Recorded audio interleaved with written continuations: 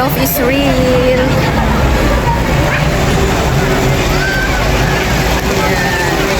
Ang curfew ko, sa umaga umaalis ako ng 9, before 9, depende. Sa pagbalik ko, kailangan before 9, nasa bahay na ako ng amo ko. Tanungin natin yung mga friends ko kung ano oras yung curfew nila. Anong oras yung curfew mo? 9 o'clock. Sa umaga, anong oras ka maalis? Depende sa akin anong oras ko mag-alis. Walang oras? Wala. Tapos sa ang curfew 9? 9. Before 9? Oh, before 9. Wala mo mali. Uwi na ako ng alas 7, tambay sa clubhouse na ilang oras, chika-chika. Yun, chika sa mga ibang Pinay. So, anong ginagawa mo pag day off? Wala, dito, tambay sa friends. Simba muna, bago ang lahat, simba muna, and then meet the friends. Hong Kong is very nice place. Punta na kayo dito.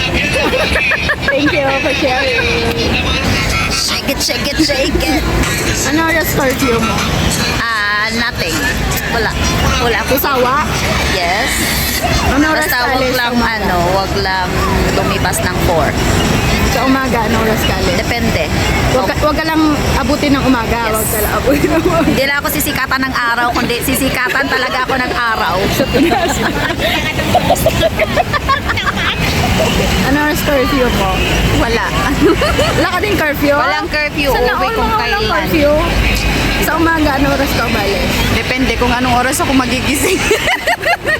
Usually alas 10, alas 11. Anong... Pero wala kang curfew, pero mga ano oras ka umuwi? Mga 6, 7, 8. Iba-iba. Depende. Ang bait mo naman, ang aga mong umuwi. Dapat pag mabait ang amo, mabait din tayo. Good advice. Yes. Madalas kang mag-overtime? Yes. Alipin tayo ng pera, babe. Magkano bayad pag nag-overtime? Pumapalo ng 500 per day. Per day? Sana all? Kasi may, pag lalabas ako, may 200 na pangkain. 300 ang per day na OT. Wow, sana lang yan ang mga amo. Give and take lang yan. Kung kailangan ako, OT tayo, babe. Alipin kami ng pera. Dollar is life. Yes. Thank you. Man! Ano oras curfew mo?